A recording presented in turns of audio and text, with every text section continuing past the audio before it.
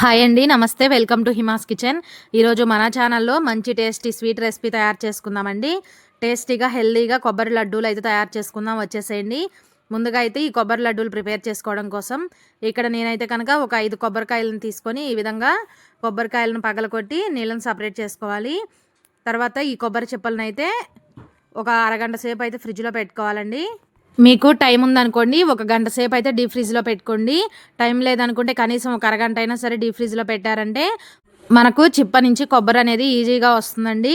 ఇలా ఫ్రిడ్జ్‌లో నుంచి బయటకు తీసిన తర్వాత చాకుతో కానీ, స్పూన్‌తో కానీ సైడ్‌లు ఒక్కసారి ఇలా కదిలించారంటే మనకి కొబ్బరి అనేది ఈజీగా వస్తుంది. మనం తీసుకున్న వాటన్నిటికి కూడా ఇదే విధంగా అయితే చిప్ప నుంచి కొబ్బరిని సెపరేట్ చేసుకోవాలండి. ఇలా అన్నిటిని తీసిన తర్వాత ఈ విధంగా అయితే ముక్కల్లా కట్ చేసుకోవాలి.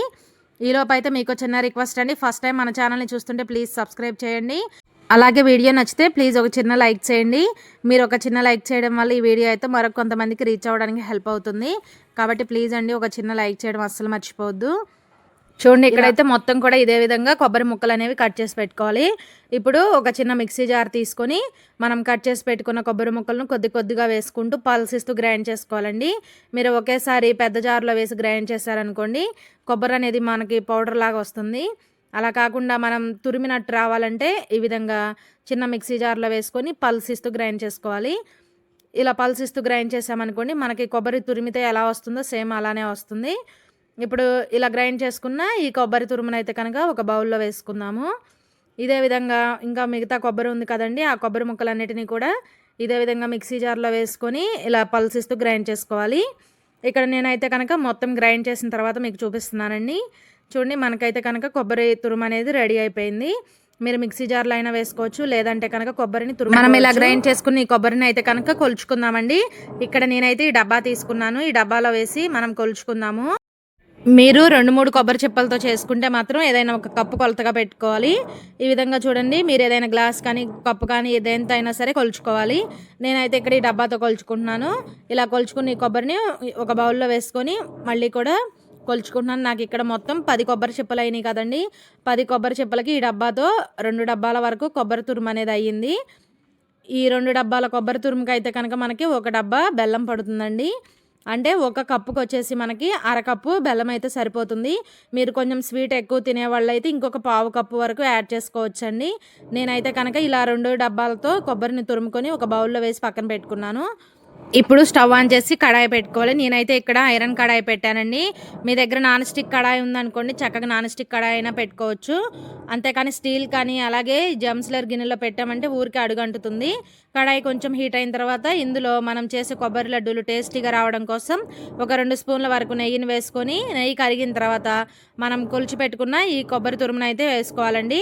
నాకు ఇక్కడ 2 డబ్బాల వరకు కొబ్బరి తురుము అనేది అయింది. దీన్ని అయితే కనుక ఇలా కడాయిలో వేసుకొని లో ఫ్లేమ్లో పెట్టుకొని ఈ కొబ్బరిని అయితే ఫ్రై చేసుకోవాలి. ఇలా కొంచెం ఫ్రై చేసామంటే మనకి లడ్డూలు అనేవి టేస్ట్ బాగుంటాయండి. అలాగే ఎక్కువ రోజులు కూడా నిల్వ ఉంటాయి.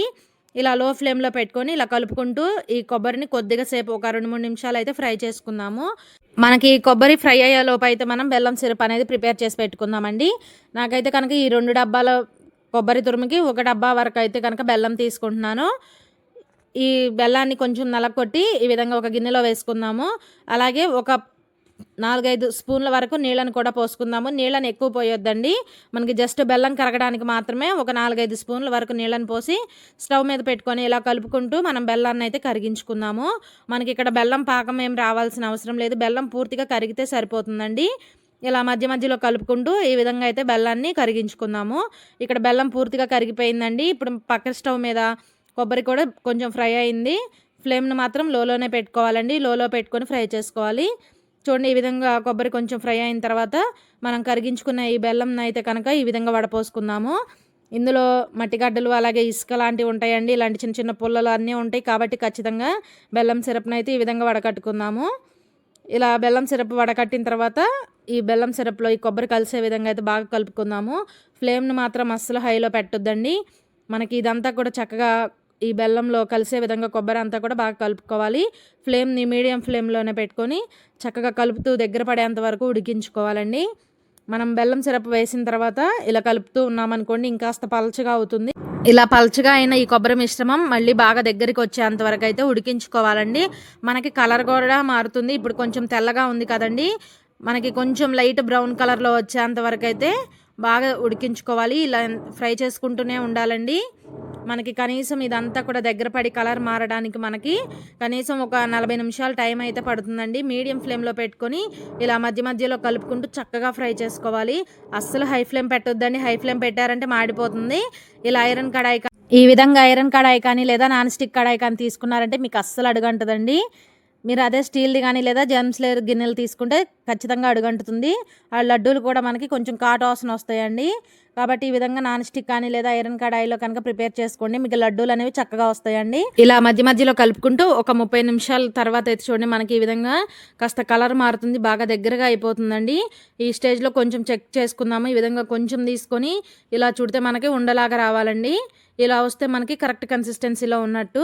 ఇప్పుడు మంచి ఫ్లేవర్ కోసం ఒక అర స్పూన్ వరకు యాలకుల పొడి వేసుకొని ఒకసారి మొత్తం బాగా కలుపుకోవాలి. చూడండి మనకి ఇక్కడ కలర్ కూడా చాలా వరకు మారిపోయిందండి.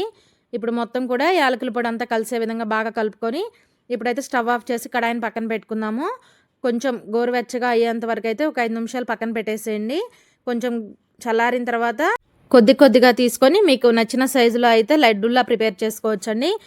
మనం ఇలా కలర్ మారేంత వరకు చక్కగా ఉడికించుకున్నామంటే నెల రోజులు ఉన్నా కూడా లడ్డూలు అనేవి అస్సలు పాడవ్వండి. చాలా అంటే చాలా టేస్టీగా ఉంటాయి. సింపుల్గా టేస్టీగా అలాగా హెల్దీగా ఇంట్లోనే ఈజీగా ఈ కొబ్బరి లడ్డూలు ప్రిపేర్ చేయండి. ఇంట్లో అందరికీ కూడా తప్పకుండా నచ్చుతాయండి. టేస్టీగా ఉండే కొబ్బరి లడ్డూలు అయితే రెడీ అండి. ఒకసారి చేసి పెట్టారంటే నెల రోజుల వరకు కూడా ఫ్రెష్గా ఉంటాయండి. తప్పకుండా ట్రై చేసి చూడండి. వీడియో నచ్చితే కనుక please like, share, subscribe my channel. Thanks for watching video.